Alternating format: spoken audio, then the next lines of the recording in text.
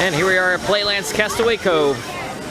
Plan to just do a paper ride, get on the 4 coasters, maybe do a second ride on Gale Force. Well, I was in line for Gale Force for a half hour. Then they kicked us all out of line saying that they were going to do some maintenance work over the next hour. Be nice for that to have been scheduled, for that to have known about that, but oh well. I'll go back. I rode Wild Waves, and Wild Waves ended up being my 550th coaster credit.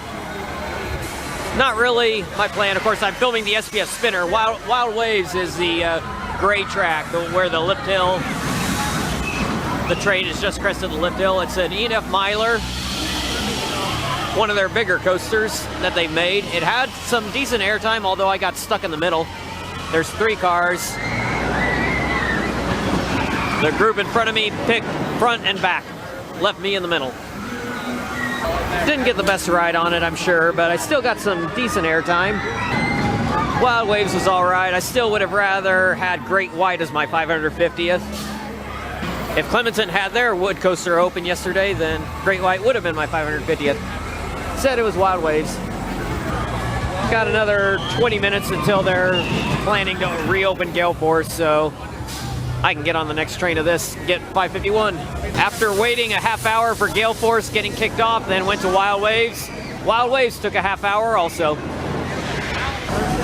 Okay, wow. That spun like crazy.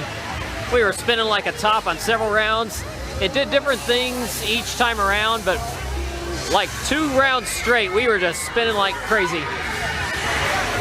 These are always fun when they'll do something different on every round and when they actually spin.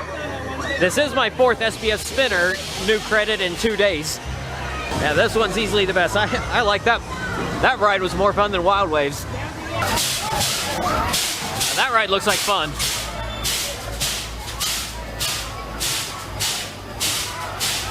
Boy, that looks like great airtime. Well, Pirates Gold Rush is their E&F Miler kiddie coaster, and you get a really good airtime moment on the backside. I was coming up out of my seat every time around. I think we went around 5 times, maybe it was 4. So 4 tickets, $4 to ride. Yeah, E&F Miler just seems to do kiddie coasters the best, but I don't know if any of the others Well, okay then.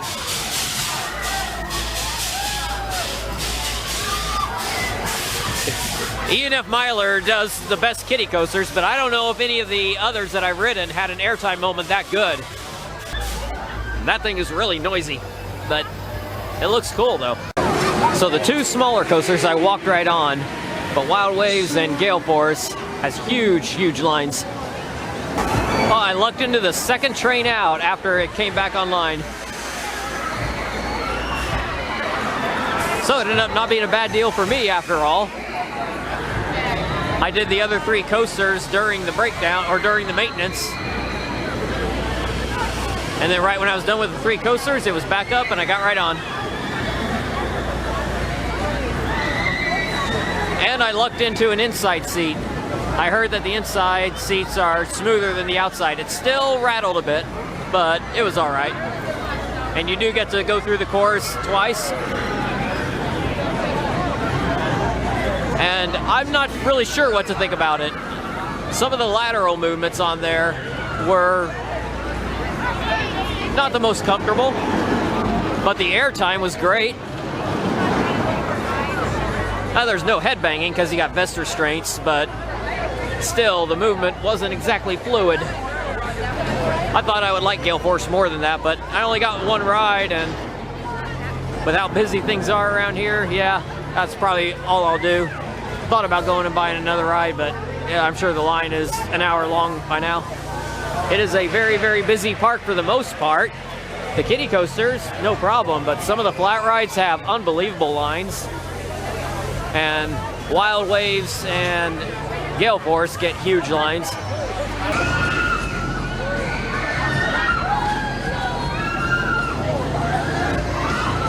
I just looked at the line, and yeah, it's a full queue for Gale Force again.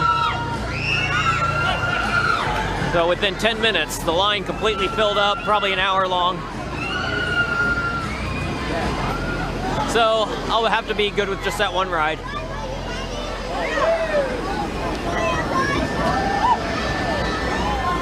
And getting kicked out of line when, although I was not about to get on, but after 30 minutes waiting in line getting kicked out, I knew that was going to sour my feelings on Gale Force. It's probably better than what I'm thinking right now, and I'll probably, in a few days, feel better about it, but that kind of soured me on it a little bit. It might have made me hunting for things to dislike as opposed to just enjoying what it does well, and it does have really good airtime, and it's forceful and it's intense. Well, that's it from Playland's Castaway Cove. Gotta admit, I'm actually kind of happy to be out of there. It was so packed full of people you could barely move. I don't think I've ever been in a place that was as packed as that. I guess that's kind of the nature of these places. In case you're wondering about pricing, I spent $24 for the rides. The two small coasters were $4 each, Wild Waves was $6, and then $10 for Gale Force. You do a Gale Force pass instead of ride tickets, and it's $10. If you do ride tickets, $14 for Gale Force. But with a family package deal, where you get a whole lot of tickets at a discounted rate, you might come out better with the 14 tickets. But parking in here, parking right over here, is just like a block that way and right over there. It's $10.